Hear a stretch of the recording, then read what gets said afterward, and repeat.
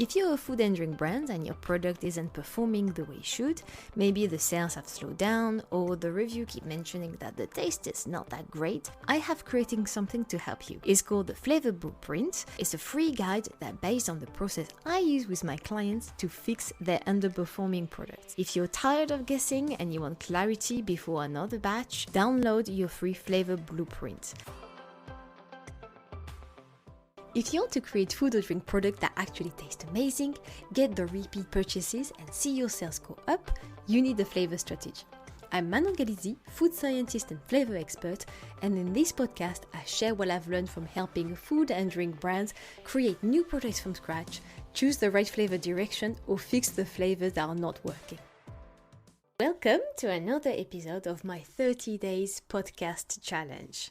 And today I'm going to explain my story and why I left the corporate world to become a solopreneur. So I became a food scientist because I wanted to express my creativity, working on innovative things, and create product that people will remember, because I have such an attachment for food, and I'm sure most people will have exactly the same. I always remember when I was a child having this specific biscuit or this bread, or there is something so deeply emotional about food when we have some food that are very surprising and we can't stop talking about it, this new restaurant, this new product that came out, how good it is, also sometimes how bad some products are. But food for me always have been about creating memories and sharing exceptional moments with people, with friends, with family, with partners. It connects people. We talk about it, we describe it.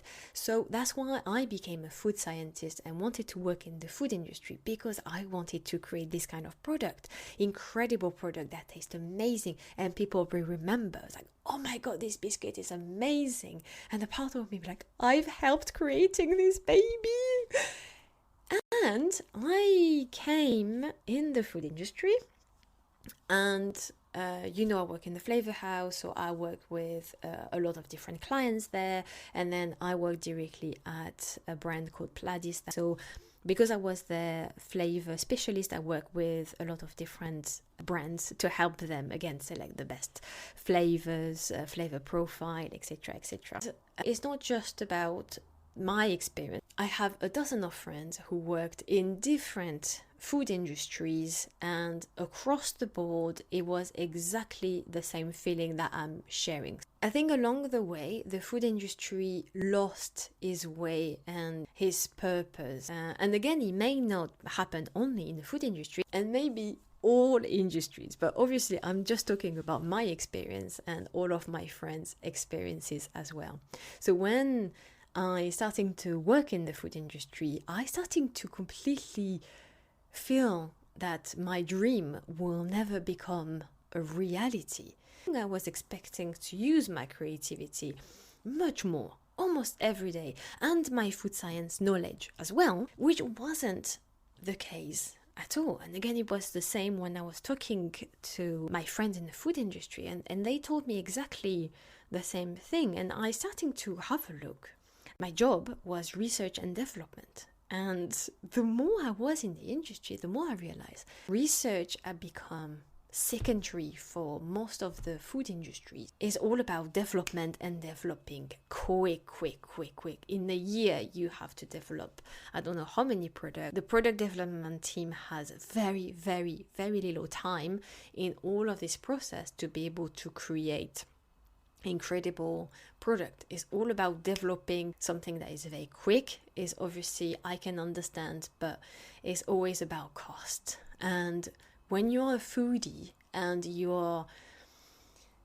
want to create the best product for your consumers, you are willing to make this sacrifice because you want your product to taste amazing. Unfortunately, I've noticed that most of the directors, the CEOs in these big brands, they are not foodies. They don't even sometimes consume their own product. And they are the ones taking sometimes decisions if a product will go to market or not.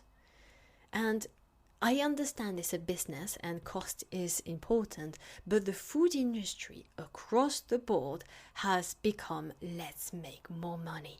And you can imagine these businesses probably have billions. They earn billions per year and they still want more. But the food industry, I think, became way too greedy. And now with the UPF scandal is biting their ass. Because when you look at some brands that have been there for decades, sometimes like a century, the size of the product have decreased and decreased and decreased. Sometimes from where it started to now, the product has halved in size, but really doubled in cost. And I've been there, I've been inside the factory, and it's all about how can we make it as cheap as possible but increase the cost. You launch a product, a year later, we have to do a cost reduction on this, and just finding the cheapest poor quality ingredient you can find, so your margins become so much bigger.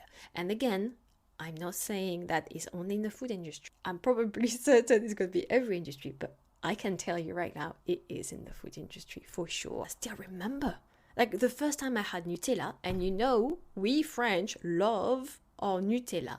I can still remember the first time I had Nutella and the feeling I had that was the best product I ever tasted at that time. So when you compromise that and taste because it's too expensive, because this and because that, consumers start to see the difference. They are not stupid. Even internally, we always know how the size shrunk, how there is less chocolate, how this product tastes almost nothing. And to be honest, it's the same for me and Nutella.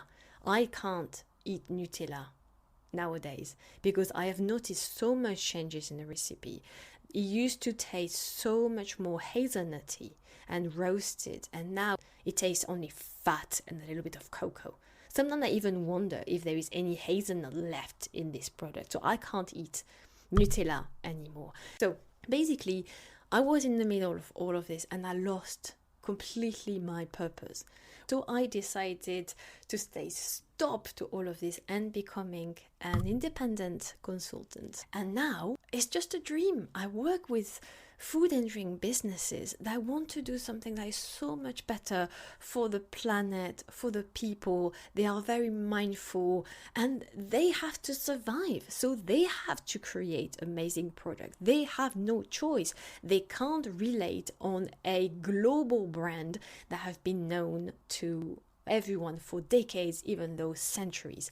They can't rely on that brand identity that everyone knows. They have to survive. And I love this thrill that they drive, that they have. Like they want to create very good products, but they don't want to compromise on, for example, having products that are clean label.